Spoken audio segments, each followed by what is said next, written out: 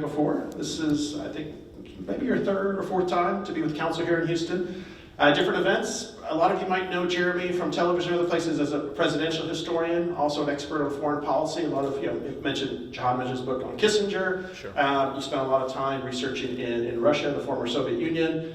Why is it that you felt the need to write a book looking so inwardly, such a kind of domestic issue, unfortunately, and also perhaps going back many decades more than what most people might associate you with? What was it that kind of drove you, the need that you felt you needed to write this book? Great question, Ronan. And first of all, I want to thank so many friends for coming out. I see so many familiar faces, and I always enjoy coming to your World Affairs Council. I have the pleasure of working with a lot of World Affairs Councils and also the Council on Foreign Relations in New York, where I'm a member.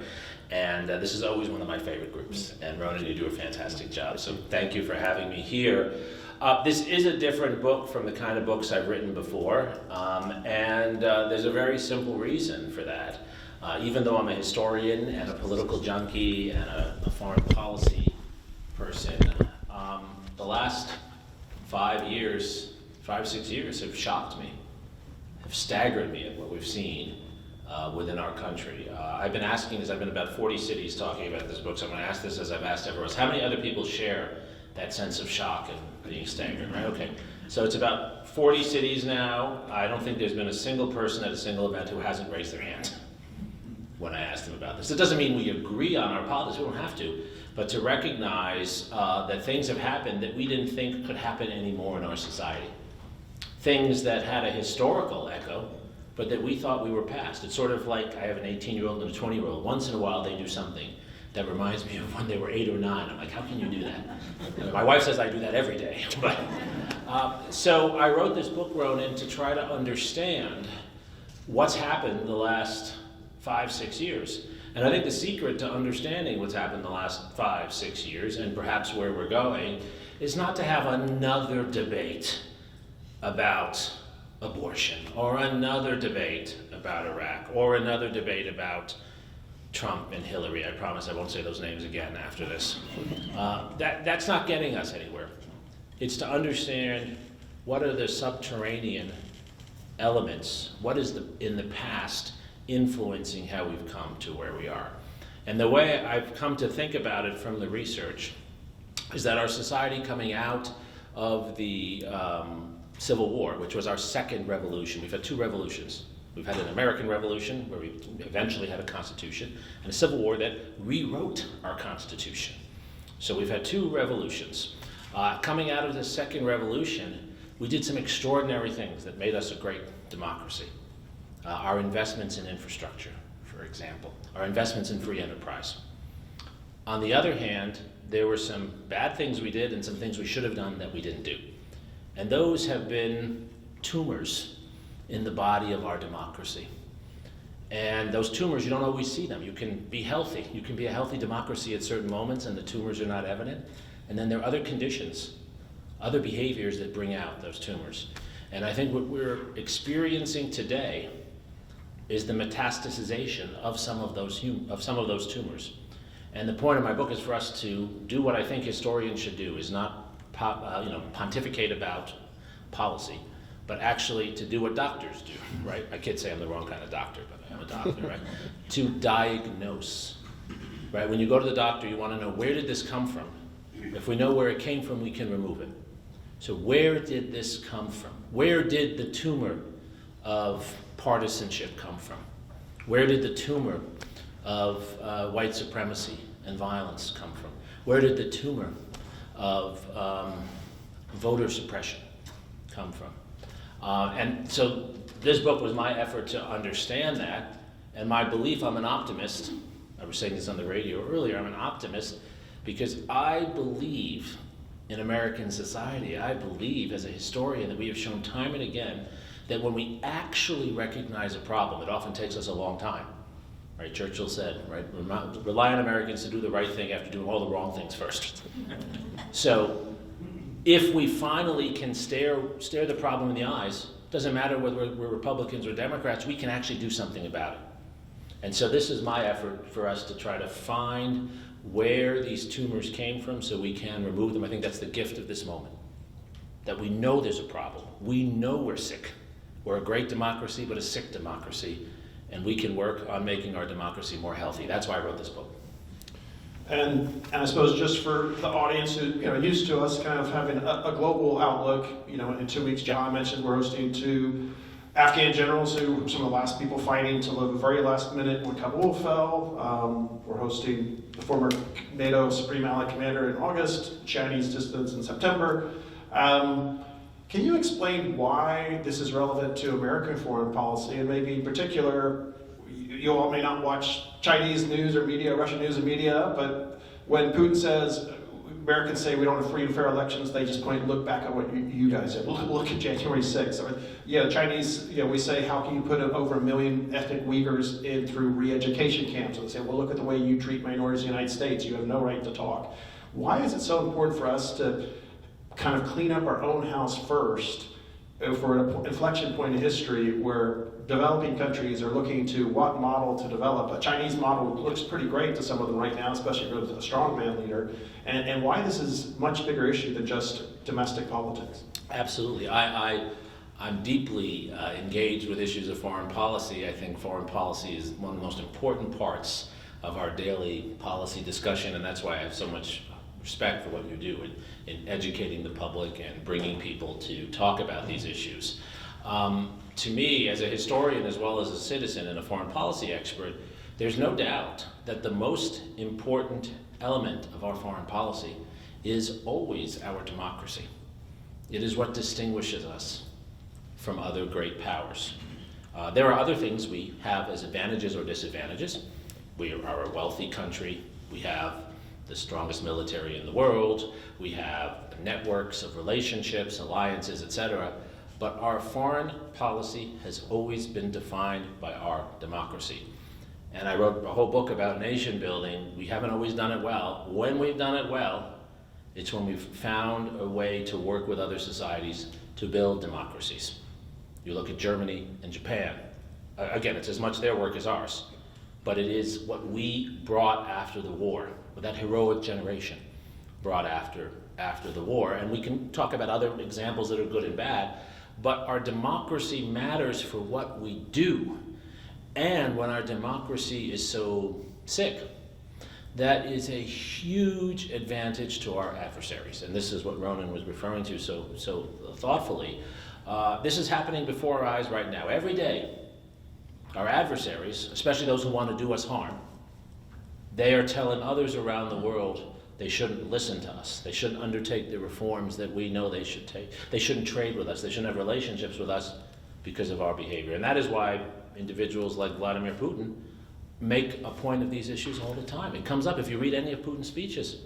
He talks about this all the time. And that's not new. During the Cold War, Soviet leadership talked about Jim Crow. Most of you in this room are very highly educated. You probably know when Brown v. Board went before the Supreme Court, the State Department filed an amicus curiae brief on behalf of Brown v. Board. And the State Department's argument, the State Department was segregated, by the way, at the time, but the State Department made the argument that racial segregation in American schools was a foreign policy liability. Because the Soviets would go into, especially former colonial countries, with people of color who were residents, and they'd say, why do you want to work with the United States? We are communist. We are free of racism. Of course, that was nonsense, but it worked for them propaganda-wise. We are giving such a propaganda advantage to our adversaries. I think January 6th was a gift to our adversaries in so many ways. Conversely, though, when we address our democratic problems, it has a hugely salutary effect. And I'm not taking positions here, but I will say when we did have a transfer of power in 2021, it immediately improved the image of the United States. January 6th did not, but then the transfer of power did. And we could say to Bolsonaro, Ursula and I were talking about that, we could say to Bolsonaro, we had a transfer of power. Imagine if we hadn't, right? There's every reason to believe someone like Bolsonaro would have tried to stay in power at that point. So it is absolutely crucial, not just for our soft power, for our hard power, for our relationships. I'll give one more example. My family's from India on my father's side. My father's an immigrant from India to the United States. It's probably why I became a historian and a foreign policy person. And Modi, who's, I think it's just a fact to say, an authoritarian leader in India, he is destroying what I think was the second greatest democracy and the largest democracy in the world, right? He's destroying it before our eyes. And American credibility in pushing back against that is at the lowest point I've ever seen. Indians have always had skepticism about the US. They don't like anyone coming and telling them what to do. But it's particularly hard now for us to make the case we all would want to make to Modi about a free press, about not having state-run propaganda, when he points to our problems within our country. We would be far more effective in encouraging what we'd all want to see in India today if we had things functioning better in our democracy today. And there wouldn't be time, and also I wouldn't want to give away too much of the book, because I highly recommend all of you read it. I learned a lot. Probably like a lot of you, you might remember Reconstruction or this period from history and the basic frameworks of it, but to hear the details of it, read it, go through it, it's quite powerful. It's not always easy to take. I think if you love your country, you have to acknowledge, why and how you have done things wrong, so hopefully you do things better later. The Civil War ends with recent estimates say probably closer to 700,000 Americans killed. To put that in perspective, in today's population is about 10 times bigger. It'd be 7 million Americans. So roughly the same number of Americans killed in the Civil War than every other major battle the United States ever fought, from the Revolution to the Spanish-American War to our war with Mexico, World War I, War II, Vietnam, Korea. The hope was that the violence was over, that this is finally past us, we're done. But can you discuss how really the fuel was there, but the assassination of Lincoln, sadly, very shortly after the end of the war, just kicked off a new, enormous, and kind of almost more hidden layer of awful repression and violence, especially across the South? Right. It's a great question, and it's where the book starts. The book starts with the assassination of Lincoln. And it's a very important moment, not because Lincoln was the Messiah and going to solve every problem. He wasn't. But the country was on a particular trajectory. And it is an instance where, and we could make the same case perhaps for the assassinations in the 1960s in our society, right? Where violence worked. That's actually one of the problems, right? That violence and bullying recur because they work. Not because they don't work. We'd like to think they don't. And following the agreement at Appomattox signed by Robert E. Lee and Ulysses Grant, the Army of the Confederacy, both in the East and the West, slowly demobilizes. Soldiers go home, or, as I point out, some of them refuse to surrender and actually go to Mexico. That's another story we might get to. But there is never an actual acknowledgement that the fighting, the battle against Union power should stop. Appomattox is simply an end to the military battles in a traditional sense. So there is an insurgency, right? We like to think insurgencies happen in Iraq and not here. And not everyone in the South is part of this insurgency, but there's a widespread insurgency, and it's built around the belief that even if slavery is over, that the existing families and people who held power when slavery was in place should still stay in power and will fight to stay in power. And they're able to, because they're weaponized and they're organized and they have control of local government. John Wilkes Booth is actually part of that story. He's not just a lone wolf. John Wilkes Booth is part of a community of Southern white Confederate sympathizers who believe that actually this just means the war has gone to a new location and we're fighting in a new way. He says that. He leaves a diary. He writes letters. And what he expected, I talk about this in the book, and it comes right out of his own materials. What's great about being a historian is we go and we look to the original material, right? There are facts in the world. There are documents we can go to, right? Booth expected that what he did would actually be the step toward a wider, open insurgency at that moment. He was stunned that more Confederates didn't come out in the streets But what happened was a slow burn toward that. Former Confederate soldiers organized groups such as the Ku Klux Klan, the Red Shirts in South Carolina, which were aimed explicitly at preventing not just freed slaves from living free lives, but preventing Union influence in their areas. And we think January 6th is the first time we had an attempted coup. There are repeated coups, right? Memphis, I write about 1866.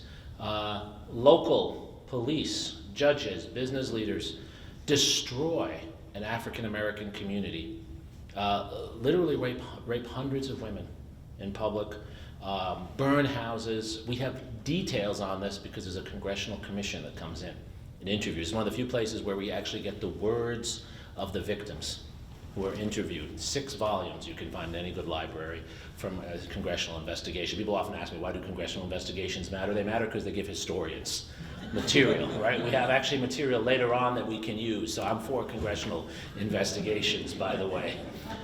Colfax, Louisiana, African American community elects its own leaders. A white mob, an organized white mob, comes through and literally assassinates all the leaders in that community. This goes on until 1896 in Wilmington, Delaware. The point here is that this is not random violence. This is organized violence with a political purpose. And it works. It works for a long time. Ulysses Grant, as president, tries to clamp down on this. He pushes through the Anti-Ku Klux Klan Act, which is the exact legislation that is used today to prosecute 1,000+ people who broke into the Capitol on January 6th. But it's insufficient. And we develop a tradition of vigilante violence in this country. And we develop a tradition of local paramilitary force. We don't talk about it, but it's there, ladies and gentlemen. How many people have visited the Montgomery lynching memorial in Montgomery, Alabama? You can walk through that memorial, and it has every county in the country and evidence of lynchings. There were World War II veterans who were lynched. Medgar Evers was a veteran from World War II. Cheney, Schwerner, and Goodman, 1964. That's a lynching as well, right? Some would say George Floyd was a lynching, right? I don't say these things to condemn our country because there are a lot of good things happening at the same time. That's the point. We have to see both of these stories at the same time. The Civil War opens up the post-war years, opportunities for African Americans in some areas, but it also creates a tradition of violence and local use of vigilante violence. And just to give you an example of how I see that resonating today, there's obviously a lot less of it today, but it's still there, and it's not something we've done enough to acknowledge. The person who broke into Nancy Pelosi's house, I'm not commenting on Nancy Pelosi, I think we'd all be against someone breaking into the house of an elected official, right?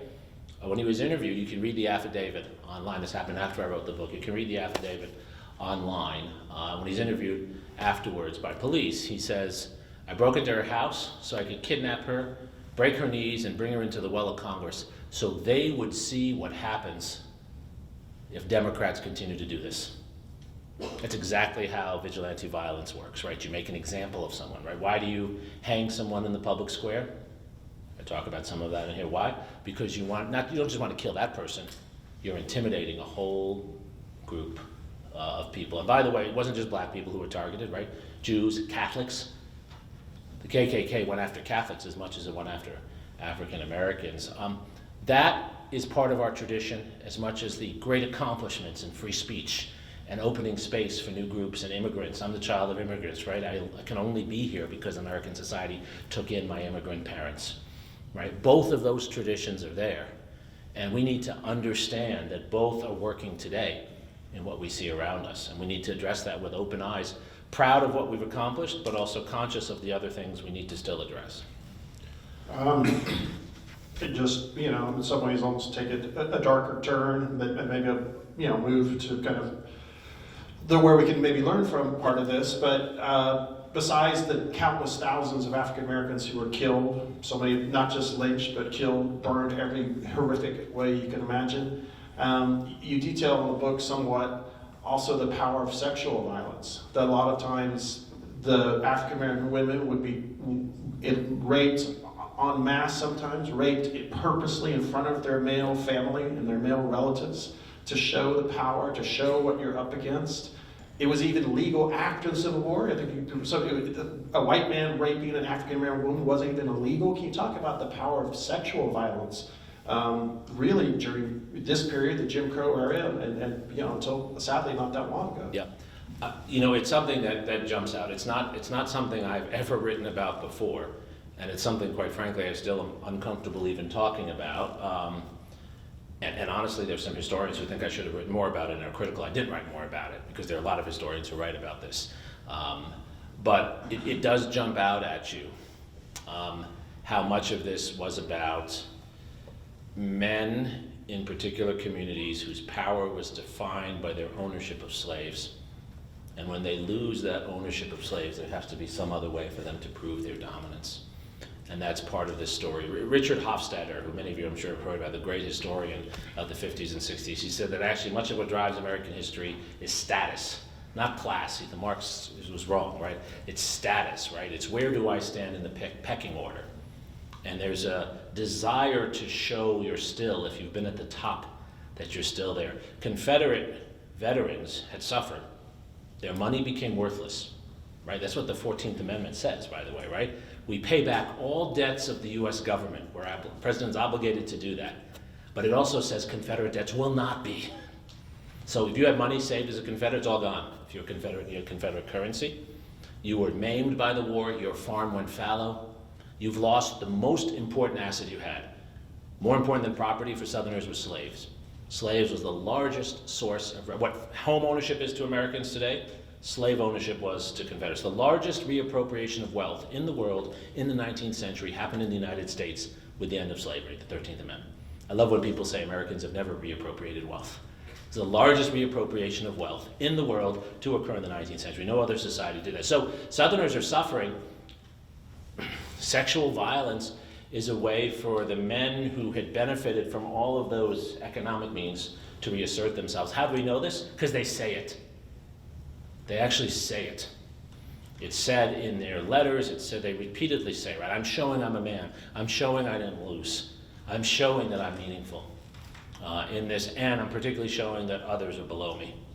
Right, that's what Hofstadter was writing about. Status is always about relative.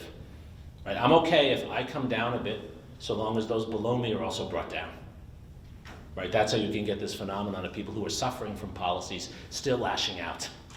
As long as someone else is brought down and I'm still above them, then I'm still doing okay. And so I think that's a lot of what happens there. And I think to get this out of just being a story of North versus South, which it really isn't, I think there wasn't enough will even for the good guys to take on these issues.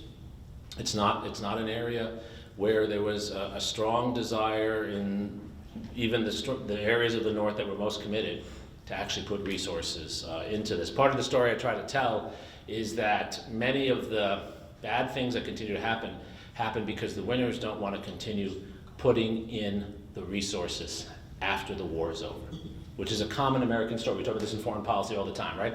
Americans want to win a war and then go home. This is what I always say in my history courses on war. The battles are only like chapter 1 and 2 of a 10-chapter story. What happens after the battles is almost more important. We won the battles in Iraq. It's what happened after that mattered, right? And so this is part of the issue here. And again, your book goes through it wonderfully, and I think people will learn a lot. But just for the sake of time, in a lot of ways, finally with the death of Garfield, we finally have the end of the Republican will of Northerners to, in essence, continue the struggle for racial, not just equality, but just racial decency, really. Just, not pure equal status, but a degree of freedom and access to the ballot.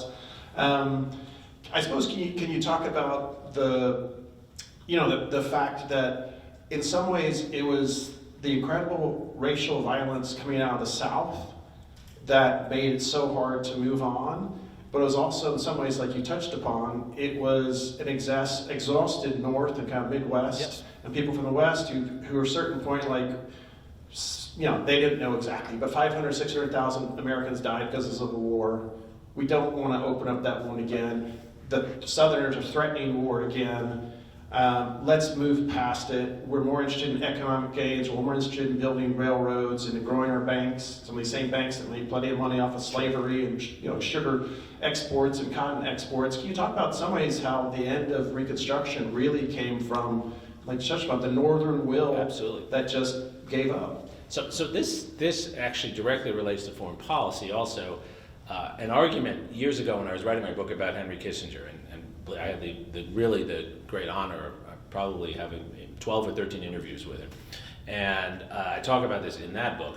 One of the arguments that we had, one of the things he said that I wasn't always sure I agreed with, it's not really an argument because he didn't really take what I said seriously, nor should he. But one of the back and forth issues was he's a firm believer that you should forget and go forward. Even though, as I point out, he lived through the Holocaust and certainly was in favor of the highest leaders of the Nazi Party being prosecuted. But his belief was, if you make an agreement, you go forward. That if we make an agreement with Putin, he's saying this now, right? If we find some agreement to make around Ukraine, we then just go forward. Putin shouldn't be prosecuted. And now he really wants prosecutions of former leaders to end because people have tried to prosecute him, right?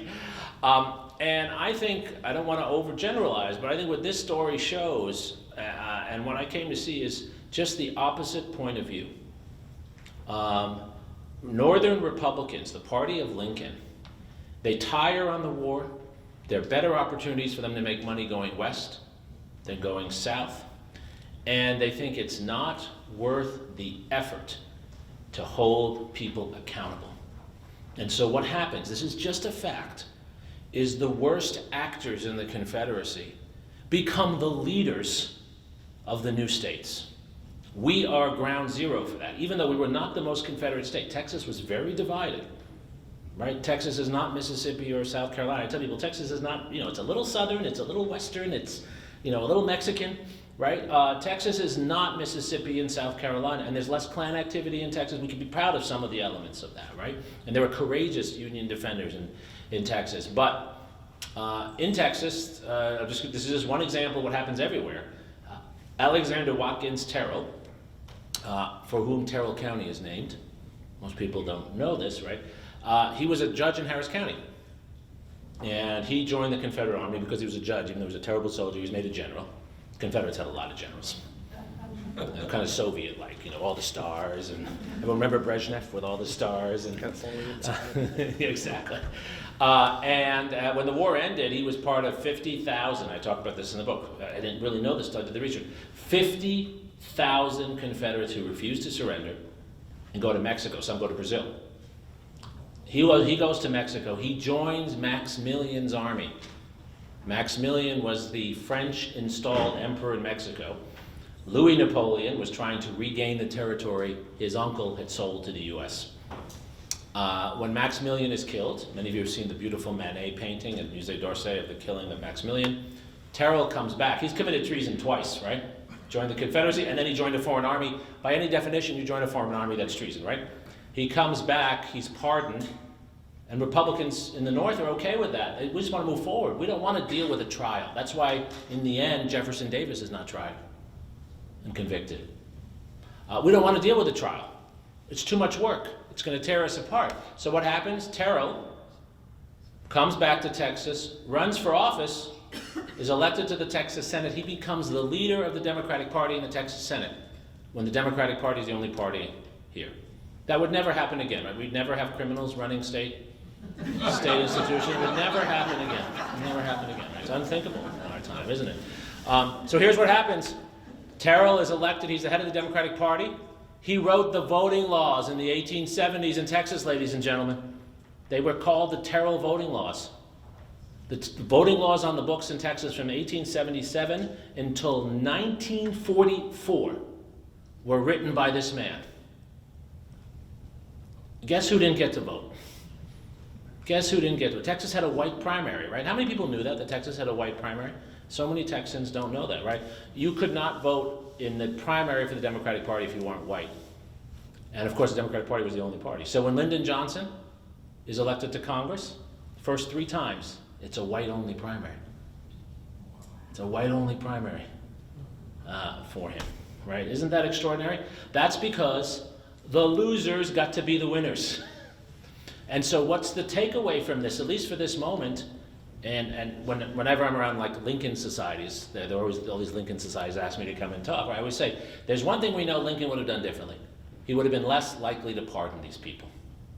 And we would have been a better society. We would not have been perfect at all. But these individuals would not have been able to come back into power. So here's the takeaway, right? The Republicans did not have the will to enforce the law, and the country paid a huge price. The historical record would therefore lead us to think that in any moment, including our own, we should enforce the law and not say just move on, because in the short run it's less work. If we just move on, we're going to let the bad guys come back again. At least that's what happened at this time. And I'll just kind of move on to other, one or two questions and kind of open up to the audience. To look at something positive, and it took a while to There's kind a lot of positive. There is a lot of positive in the book, definitely. But the end of the Civil War, the United States has the largest standing army in the entire world. Correct. About 175,000 African Americans have served in the Union Army. Can you talk about and really the greatest champion for just equality and the rights of African Americans to be able to just vote was President Grant, who's obviously before General Grant. There are strategic reasons why it made sense to integrate African Americans into the Army during the Civil War. They weren't fully integrated, but to allow them in. But can you talk about maybe the positive aspects of the U.S. military, and then it took decades later, but the 1950s, 40s, and 50s, where there's full, true integration of the U.S. military, but it's the first major institution in the United States to integrate at that level, right. And really kind of maybe one of the lessons that you learned from that. So, and there are a lot of positive parts of the story, actually. We shouldn't only focus on the negative, and I hope the book is written in a way that it's not only focused on the negative. One of the real positive parts of the story is the courage and will of so many people, first of all, to resist the bad behavior. And I'm not just talking about former slaves, white Republicans of various kinds, and also certain institutions, their ability to adjust and their willingness to adjust. And the U.S. Army is example number one. I would also talk about historically black colleges and universities that were created for the first time in the aftermath of the Civil War. We could also talk about various communities, including in Texas, that don't go the route we've said. There's a lot of local variation from one community to another. Austin, for example, had a remarkably progressive environment for African Americans in the late 19th century. It got worse in the 20s. Then when Austin became one of the worst places when we actually forcibly segregated. But Austin was less segregated in 1890 than it was in 1930, believe it or not. But the military is a great place to focus because this is a recurring story, right? Ulysses Grant, and in the last 10 years, historians have totally changed our view. I'm part of them, certainly not the first. Ron Chernow was doing this as well. Grant used to be seen as a drunkard and a corrupt guy, and he did drink too much. He did surround himself with some people who were not always the most ethical, and he was terrible at managing his own money.